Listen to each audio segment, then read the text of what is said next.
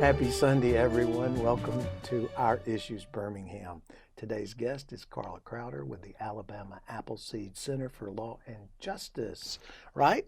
Right. Not the architecture. Not the architecture. We are the architects of justice. That's good. Yeah. Carla and I go way back, longer than I would like to talk about, as I do with her husband, both who used to work with the good old-fashioned Birmingham News back in the day when That's right. you had something to go out and pick up in the morning and drink your coffee and read, as opposed to scrolling through some electronic device. I know, the good old days, but they still do good work over there. They do, and Yeah. sometimes they're guests on our show, actually. I've had John on a few times, Mr. Archibald. Now he's gone into hiding, and Kyle Whitmire's on often. He's a an regular. excellent journalist. Yeah, So I'm in good company. Yeah, you are. But somewhere along the way, you ended up in law school. I did. What happened? So, You get bit? You get the bite? The vampire got you? something like that. Mhm. No, I was at the news 5 years, and I was a journalist for about 16 and was covering probably some of your cases. You did. You Did did. a lot of work with criminal justice reform, covering the death penalty, covering issues related to foster care and poverty, and decided I want to go into direct advocacy. I want to be able to not just tell stories, but to try to change lives. So I went to law school at the University of Alabama. My first job after law school was at a different nonprofit in Montgomery called the Equal Justice Initiative, led by the brilliant Brian Stevenson, who's Yes. won every legal award out there. Yes. And worked Very well respected all very- over the country and probably beyond. I can't believe I landed there. It was for 7 years. I worked on death penalty appeals, representing clients that the state was trying to kill. It was intense work. Did parole work, did criminal justice reform work, spent a lot of time in Alabama's horrific prisons trying to make conditions better for people there, and worked on juvenile life without parole cases. You know, the United States is about the only country that would sentence children to life without parole in prison. Yes. And some of Brian's work, in fact, 2 cases before the U.S. Supreme Court changed that. So that was just a great launching pad for the advocacy work I'm now doing at Alabama Appleseed.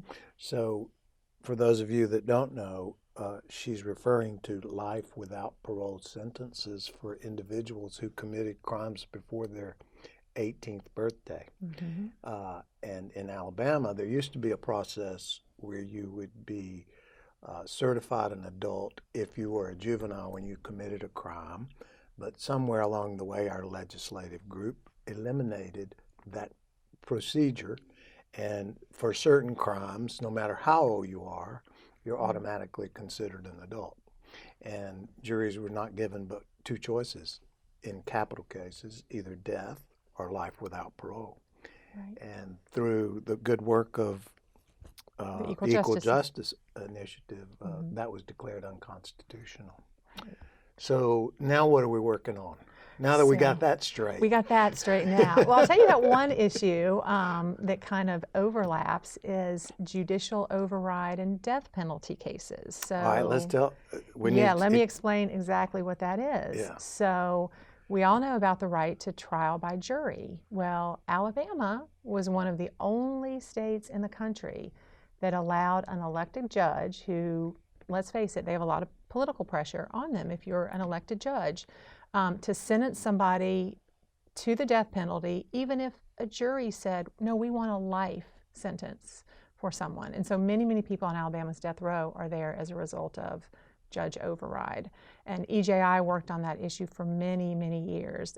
2 years ago, some other groups, including Appleseed, came together, found some great sponsors in the legislature, and they passed a bill ending judge override in Alabama. And why that's important is in the 90s and even beyond, there were upwards of 20 new death penalty cases in Alabama every year. Guess how many new death sentences we had last year after that law passed, Tommy? And you work and live in this world, I know. So Well, yeah, but I don't. The capital cases are so intense, as you well know. I'm too old for that. So I haven't done I did 4 capital cases in my career, but I bet we had none. We had 2. We had 2, but that's a significant drop.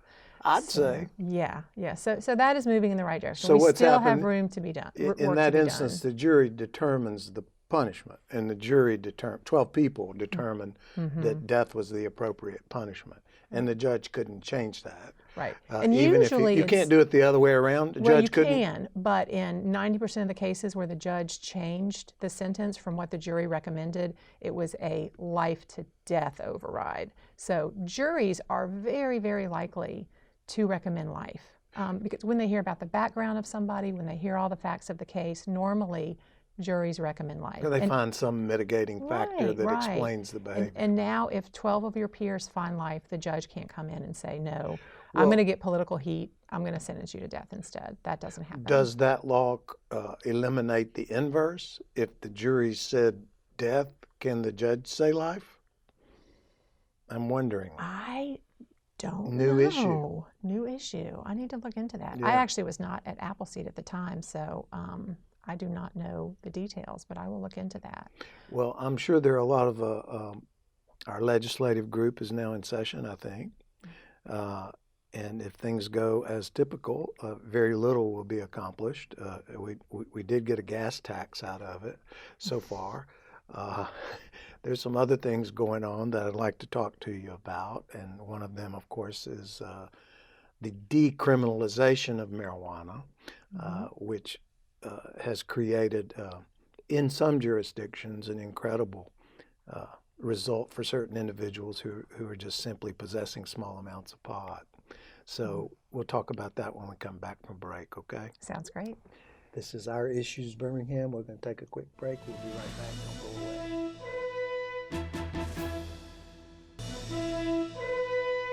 away. Welcome back to Our Issues Birmingham. We're talking with Carla Crowder regarding our criminal justice system and some of its flaws. Nothing's perfect. As you pointed out earlier, our jail population, I was amused in a not a very humorous way, but it's amusing to think that we're all proud that our 200% population over capacity rate was, everybody was yahooing over the fact that it was now 168 or something like that. It's still a pretty high number. It's still pretty high, and it is still horribly managed. There were 2 deaths this week in Alabama prisons. Yep. So at Alabama Appleseed, I'm really pleased at our research and reporting around how to address some of these issues in the prison system and really look at the root causes of Alabama's addiction to incarceration. So what we have been looking at really closely is marijuana prosecution. Because simple possession, but overall, how much the state spends on investigating marijuana cases, how much the Department of Forensic Sciences is backlogged because of testing marijuana. So we did a comprehensive report that came out last year, and we determined Alabama spends $22 million a year just enforcing marijuana possession.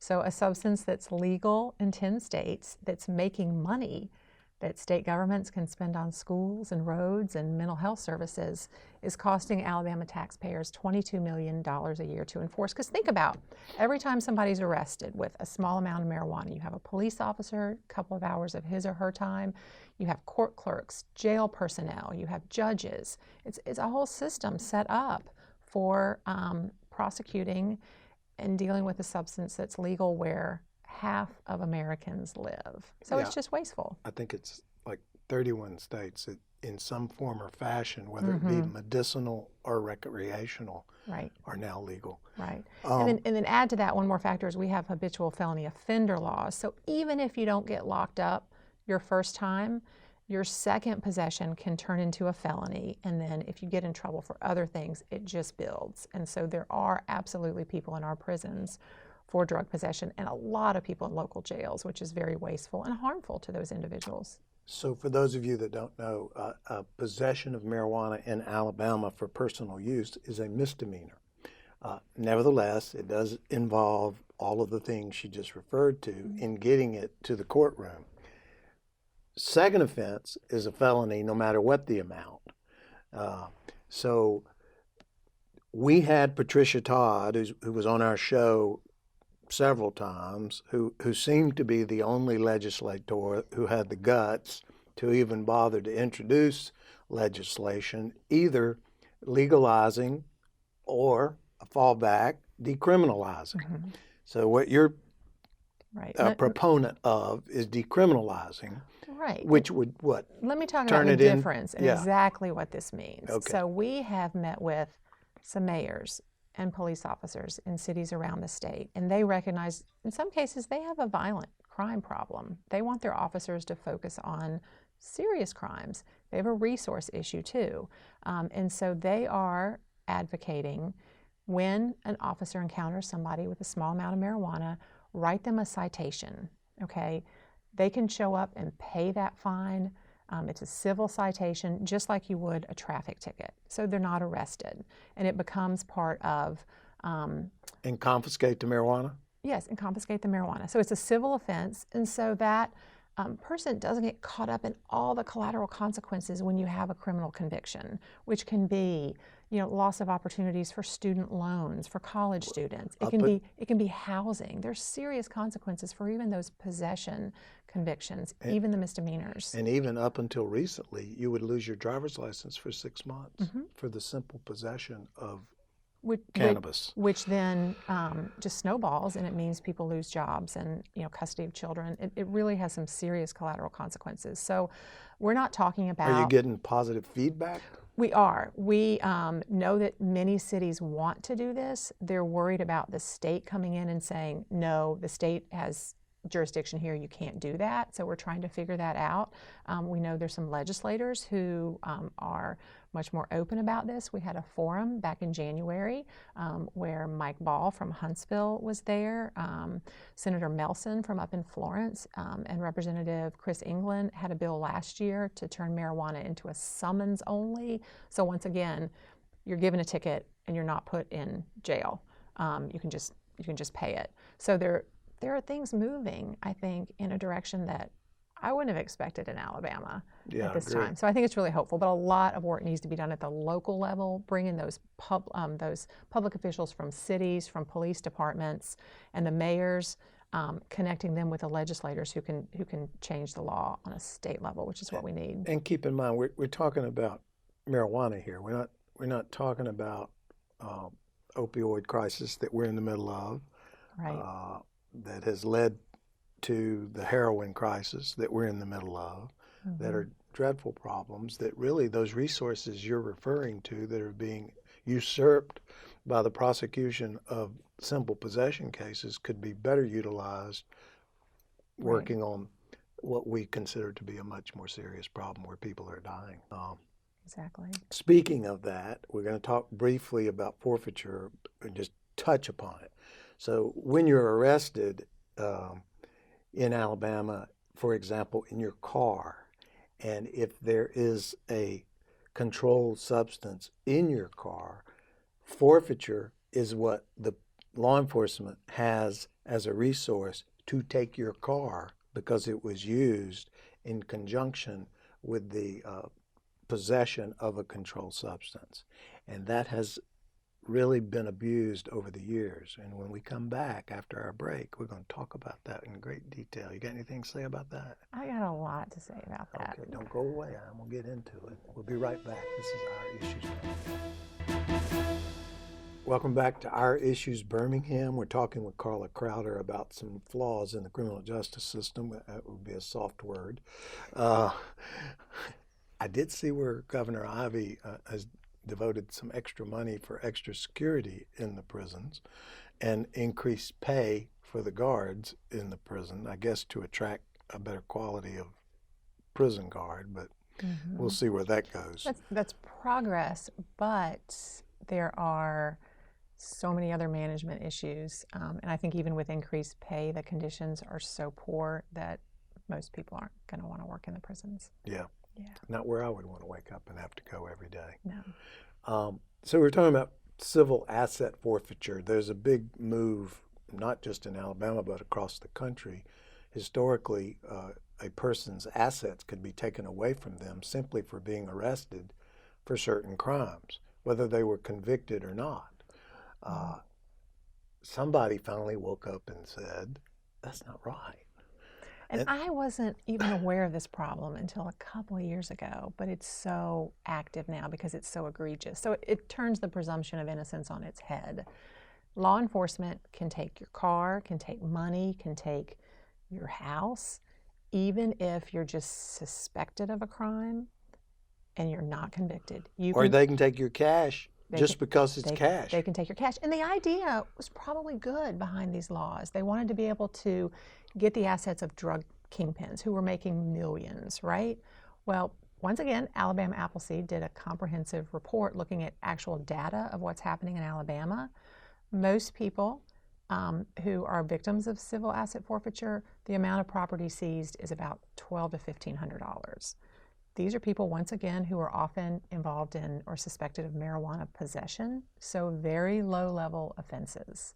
And they don't have the money to hire a lawyer to get their stuff back. Well, so it would cost more to get $1,200 or $1,500 back.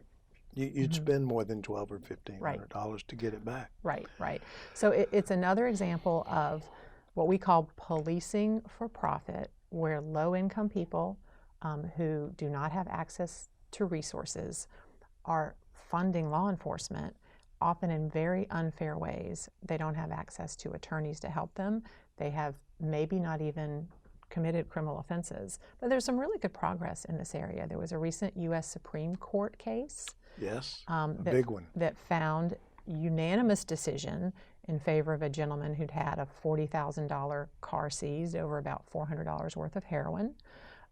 And there is a movement in this state, a bipartisan effort to require a criminal conviction before the government can keep your property. And that's England's on that one, isn't he? And Senator Arthur Orr is a really strong advocate. They are pushing that, yes. Yeah, it's a pretty peculiar, it's about excessive fines, essentially. Mm-hmm. There is a county west of Jefferson County that when the police executed a search warrant and found whatever they found, they would come bearing a consent to forfeiture. So people think they might get out of their cases, or the police might go easy on them if they just turn their property over? I don't know what they think, but in that, if that's not duress, I don't know what duress is. In that moment when your life is being turned upside down.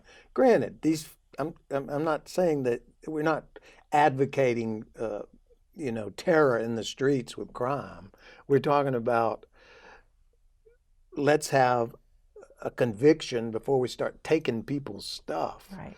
And this is an example of a great issue where there is support on the left and support on the right. So we have groups like the Heritage Foundation and the Alabama Policy Institute who want civil asset forfeiture reforms.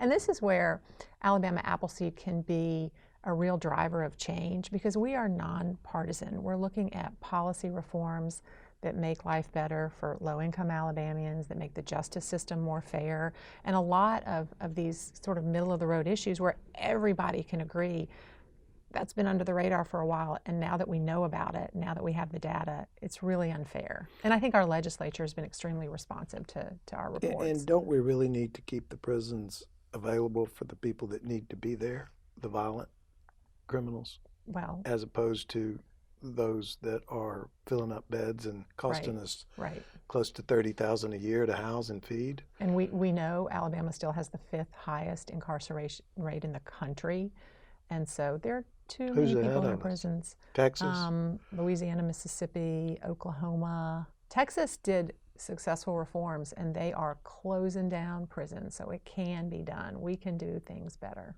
That's great. Mm-hmm. Now, another thing people don't understand is certain crimes not even crimes. If you fail to appear for a traffic violation, you automatically lose your license for not showing up for court. And it's very difficult to dig out from that hole. If you get a ticket for driving with a suspended license and you pay it, they add 6 months to your suspension. And we offer no hardship license in Alabama. So how are people supposed to get to and from work? How do they dig out of the hole? What are we trying to do to fix that? This is one of my favorite issues. Okay, Senator Cam Ward has a strong bill that's going to be introduced in the 2019 legislative session that's about to begin that will prohibit municipalities in the state from automatically suspending driver's license for unpaid traffic tickets. So we need to get that passed. It's completely counterproductive. If you don't have the money to pay your $300, $500, $700 tickets, how is that going to get better if you lose your job because you can't drive to work? So we have documented, we interviewed 1,000 people with enormous debilitating court debt for our Under Pressure report, and have a list of recommendations, including stopping driver's license suspensions. But this is a huge issue. Traffic fines and fees impact thousands of Alabamians. It's keeping people from working, it's keeping people from safely driving, and it's a big area for reform. We got a lot more to talk about, but we don't have any more time. I know. So we might have you back. Okay. Would you come back? I would come back, and I would also encourage your viewers to please check out our reports on alabamaappleseed.org. Everything is there. That's a good idea. Thanks for being here. Thank you. And thank you for being here as well. We'll see you next week.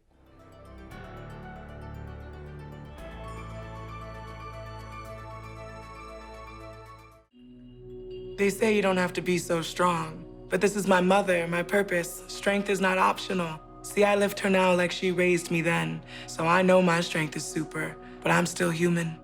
Oh, look who's here. This is what high blood pressure looks like. Talk with your doctor to create a treatment plan that works for you. Go to loweryourhbp.org.